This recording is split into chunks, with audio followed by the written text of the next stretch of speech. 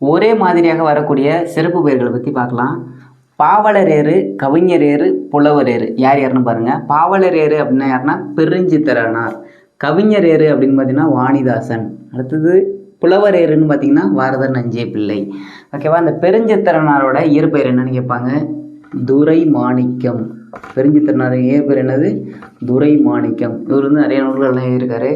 முக்கியமாக ஐயை, கொய்யாக்கனி, பாவிய கொத்து, பள்ளி பறவைகள், அப்புறம் மகப்புகுவஞ்சி போன்ற எண்ணற்ற பல நூல்களை எழுதியிருக்காரு. கேட்டிருக்காங்க நிறைய தடவை, நோட் பண்ணிங்க. அப்புறம் கனிச்சாறுங்கிற ஒரு நூலும் இவர் எழுதுனது தான். கனிச்சாறு வந்து ஒரு 8 தொகுதியாக வந்திருக்கும், அதான் ஒரு எழுதுனது தான். அடுத்தது பாருங்கள், கவிஞரேறு வாணிதாசன். இவர் தமிழ்நாட்டின் வேர்ட்ஸ்வொர்த் என்று அழைக்கப்படுகிறார். கேட்பாங்க, தமிழ்நாட்டின் வேர்ட்ஸ்வொர்த் என்று அழைக்கப்படுபவர் யார்? யார்? வாணிதாசன். இவரோட இயற்பெயர் என்னன்னு பார்த்தீங்கன்னா அரங்கசாமி என்ற எத்திராசலு.